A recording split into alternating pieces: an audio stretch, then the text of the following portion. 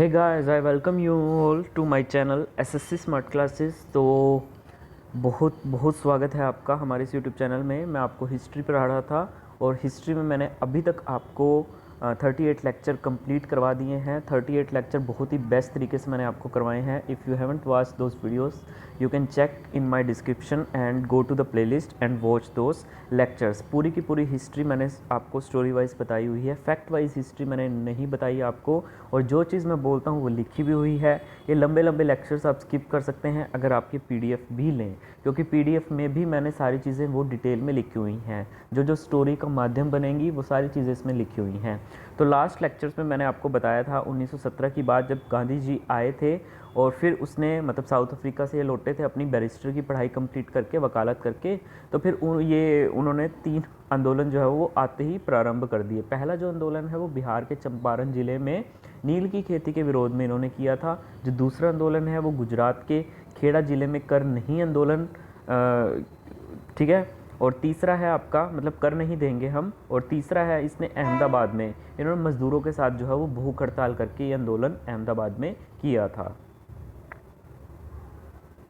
अब आगे देखते हैं, ये तीनों आंदोलन जो है वो सफल रहे थे, जिससे ब्रिटिश सरकार भी दबाव में आ गई थी, क्योंकि ये जो तीनों ऐसे संगठन थे जिससे ब्रिटिश सरकार की जो है वो एक तरह से अर्थव्यवस्था हिल सकती थी। मजदूर ब्रिटिशर के लिए काफ़ी रोल जो है वो प्ले करते थे उनकी अर्थव्यवस्था को मजबूत बनाने के लिए। जितना भी ब्रिटिशर रेवेन्यू था, देखिए वो मज़दूर पे एक तरीके से डिपेंड करेगा ही। लेबर अगर काम करना बंद कर दे तो सारे के सारे काम जो हैं वो रुक जाएंगे।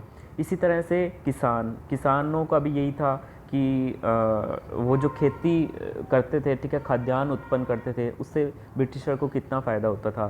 तो ये ब्रिटिशर की हेल्प नहीं करेंगे, तो अगर ये हड़ताल पे बैठ जाएंगे तो ब्रिटिश सरकार ऑब्वियस सी बात है दबाव में आ गई थी। तो तीनों आंदोलन सफल तो रह नहीं थे, तो ब्रिटिश सरकार ने रोलट एक्ट पारित करने का निर्णय लिया, ठीक है। रोलट एक्ट के अकॉर्डिंग ये कब हुआ था? 19 मार्च 1919 को, ठीक है। सारी चीज़ें इसमें 1919 ही हो रही हैं, इसलिए आपको डेट याद करने में आसानी होगी।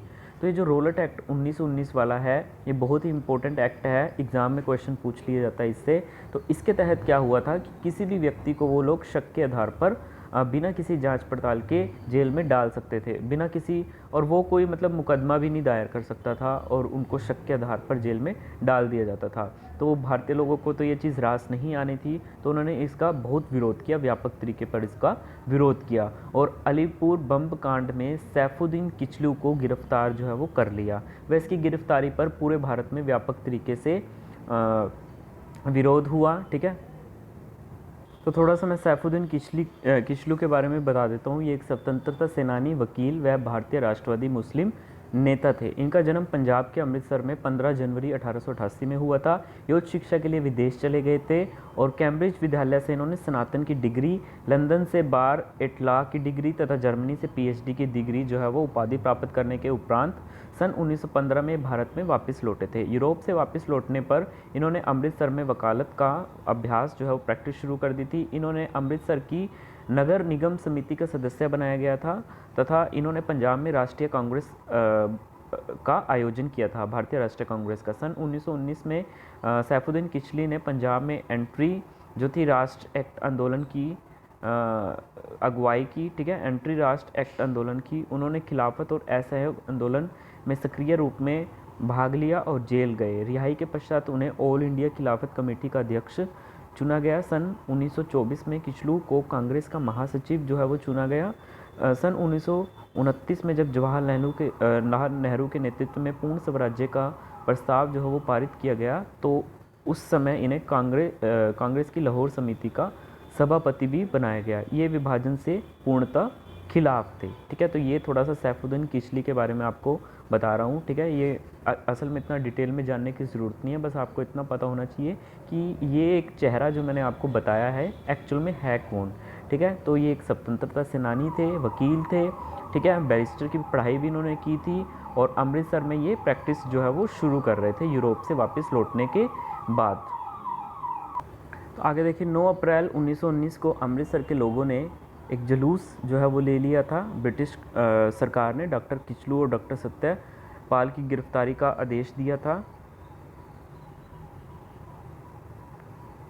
उनकी गिरफ्तारी की खबर ने अमृतसर के लोगों के बीच में मजबूत प्रतिक्रिया पैदा कर दी। 10 अप्रैल 1919 को अमृतसर में बिखराव हुआ, जिसके परिणाम स्वरूप बैंक भवनों की बोरी और टेलीग्राफी और रेलवे संचार का विनाश हुआ। डॉक्टर कच्चू और सत्यपाल को धर्मशाला में बंद कर दिया गया। बाद में श्री जस्टिस ब्रॉडवे से पहले उनके साथ 15 अन्य लोगों के साथ जो है वो मुकदमा चलाया गया था। क्रांतिकारी गतिविधियाँ।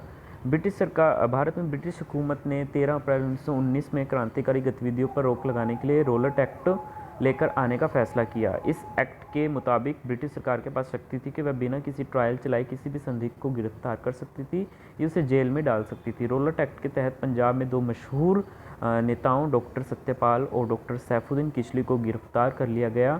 इनकी गिरफ्तारी के विरोध में कई प्रदर्शन हुए, कई रैलियां भी निकाली गई। इसके बाद ब्रिटिश सरकार ने अमृतसर में मार्शल लॉ लागू कर दिया और सभी सार्वजनिक सभाओं और रैलियों पर रोक लगा दी। तो मेरे ख्याल से सैफुद्दीन किचली के बारे में आपको पता लग ही गया होगा, ठीक है। और अलीपुर बम कांड में सैफुद्दीन किचलू को गिरफ्तार कर लिया गया। वह इसकी गिरफ्तारी पर पूरे भारत में व्यापक तरीके से विरोध हुआ। इसी विरोध को जताने के लिए 13 अप्रैल 1919 को अमृतसर में जलियांवाला बाग में एक विशाल जनसभा का आयोजन हुआ, ठीक है। इस आयोजन में जनरल डायर ने गोलियों की अंधाधुंध बरसात कर दी, ठीक है। वायसराय थे इस टाइम पे लॉर्ड चेम्सफोर्ड। तो जिसके कारण क्या हुआ, लगभग 400 भारतीय जो है वो मारे गए, 400 भारतीय मारे गए इसमें। इस घटना को जलियांवाला बाग हत्याकांड के नाम से जाना जाता है। इस घटना के बाद रविंद्रनाथ टैगोर ने सर की उपाधि त्याग दी थी। इस समय वायसराय थे लॉर्ड चेम्सफोर्ड। 19 अक्टूबर 1919 को एक कमीशन आयुक्त किया गया जिसे हंटर कमीशन कहा गया। वो क्यों हंटर कमीशन बुलाया गया, वो इसकी जांच के लिए ही बुलाया गया था। उसके बाद की घटना है आपकी 1920।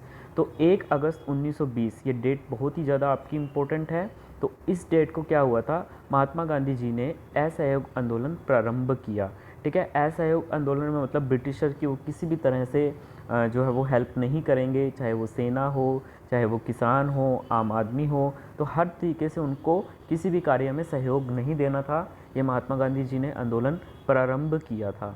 लेकिन 5 फरवरी 1922 को क्या हुआ था, गोरखपुर में चोरा चोरी हत्याकांड के कारण यह आंदोलन जो है वो स्थगित करना पड़ा था। क्यों? क्योंकि यहीं पर एक पुलिस स्टेशन था, उस पर क्या हुआ, जो किसान थे जो इस विद्रोह में शामिल थे, उन्होंने उस पुलिस स्टेशन को चारों तरफ से घेर लिया और चारों तरफ से घेर करके ये जो पुलिस वाले हैं ये डर गए थे। तो वो उसी थाने के अंदर जो है वो बंद हो गए थे, बाहर निकल नहीं रहे थे। तो क्या करा इन्होंने, किसानों ने वहाँ आसपास मिट्टी का तेल छिड़क कर वहाँ पे आग लगा दी थाने को पूरी तरीके से, और कई लोग जो थे वो इसमें मारे गए। अब महात्मा गांधी जी ठहरे, उनकी जो शुरू से ही एक नीति थी कि वो हिंसा को बिल्कुल जो है वो बल नहीं देते थे, वो बिल्कुल अहिंसक नीतियों को अपनाते थे। तो इस चीज़ से गांधी जी बिल्कुल स्तब्ध रह गए, आश्चर्यचकित रह गए, और काफ़ी उन्होंने इस चीज़ का विरोध किया। और इसी विरोध को जताने के लिए उन्होंने क्या करा, ये आंदोलन वापस ले लिया, ठीक है। इसी हिंसा के चलते इसमें 22 पुलिसकर्मी जो थे वो जिंदा आग में जल गए थे, और गांधी जी पूरी तरह से हिंसा के विरोध में थे।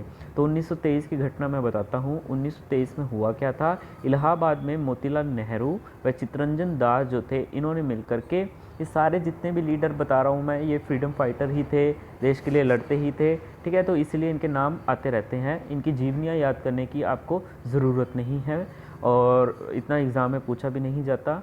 और जो मेन चीज़ है, जो मेन जिनके बारे में आपको पढ़ना चाहिए, जैसे सुभाष चंद्र बोस हो गए, गांधी जी हो गए, और ये भगत सिंह हो गए, ठीक है। इनके बारे में हम डिटेल से पढ़ेंगे। तो उसके बाद देखिए 1923 में इलाहाबाद में मोतीलाल नेहरू व चित्तरंजन दास ने मिलकर के एक स्वराज पार्टी का जो है वो निर्माण किया, जिसका मुख्य उद्देश्य क्या था, भारत में संविधान को बनाना था। आगे देखिएगा। उसके बाद देखिए 1924 की मैं बात करता हूँ। तो कांग्रेस का एक अधिवेशन आया। देखिए जितने भी कांग्रेस के अधिवेशन हैं, ये सारे अधिवेशन जो हैं वो अब आगे हम बिल्कुल डिटेल में पढ़ेंगे, ठीक है। ये बिल्कुल ये सारे लेक्चर्स कंप्लीट होने के बाद ये लगभग 44 से 45 लेक्चर में आपकी पूरी हिस्ट्री जो है वो सिमट कर रह जाएगी, और आपके एग्ज़ाम में आपको बहुत ज़्यादा हेल्प करने वाली है। तो कांग्रेस का एक अधिवेशन आया 1924 में कर्नाटक के बेलगांव में। अध्यक्षता कौन कर रहे थे इसकी, महात्मा गांधी जी इसकी अध्यक्षता कर रहे थे। महात्मा गांधी को कांग्रेस अधिवेशन का पहली बार व अंतिम बार जो है वो अध्यक्ष नियुक्त किया गया कांग्रेस का। और महात्मा गांधी ने स्वराज पार्टी की मांगों का समर्थन करा था। 1926 में क्या हुआ था, अखिल भारतीय महिला संघ की स्थापना हुई थी। महिलाओं ने बढ़ चढ़कर भाग लिया था। 1927 में आपको पता है साइमन कमीशन आया था, तो भारत का संविधान बनाने के लिए साइमन कमीशन की नियुक्ति की गई और इसे 3 फरवरी 1928 को भारत में प्रवेश जो है वो इसने किया। इसके सभी सदस्य अंग्रेज होने के कारण इसका व्यापक तरीके से व्यापक पैमाने पर इसका विरोध किया गया और पूरे भारत देश में साइमन गो बैक, साइमन वापस जाओ के नारे लगाए गए। इसका सबसे ज़्यादा जो विरोध है वो लाला लाजपत राय जी ने किया था। तो आपको पता है जो लाला लाजपत राय जी हैं, इसके कारण ही इनको लाठियों का प्रहार झेलना पड़ा था। स्कॉट के कहने पर जॉन सैंडर्स ने जो है वो इनकी एक तरीके से इनका मर्डर करवाया था। तो फिर ये बात जो थी भगत सिंह उससे बहुत ही ज़्यादा आश्चर्यचकित रह गए। उन्होंने कहा कि इतना बड़ा लीडर जो देश के लिए लड़ रहा है, देश की आज़ादी के लिए लड़ रहा है और आम लोग जो हैं वो कुछ भी नहीं कर रहे हैं, ठीक है, ये इतनी बड़ी घटना हो गई है और सभी लोग चुप बैठे हैं। तो ये क्रांतिकारी टाइप के नेता थे भगत सिंह, तो वो चुप कहाँ बैठने वाले थे। तो उन्होंने फिर क्या कर दिया, वो स्कॉट का ही मर्डर करना चाहते थे, लेकिन अचानक से वो बीच में सैंडर्स आ गया, तो फिर सैंडर्स की जो है वो हत्या हो गई।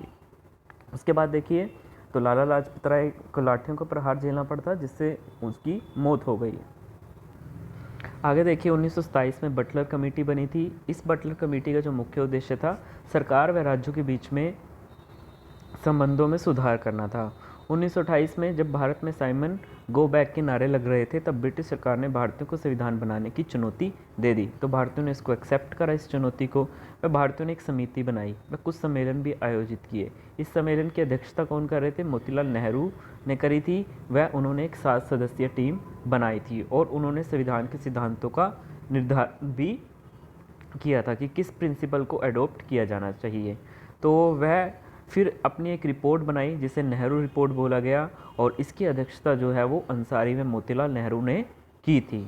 अब ये जो नेक्स्ट लेक्चर होगा जिसमें आपकी कंप्लीट इंडियन हिस्ट्री एक तरीके से कंप्लीट ही हो जाएगी, 1947 का इतिहास तब तक ये कंप्लीट हो जाएगा।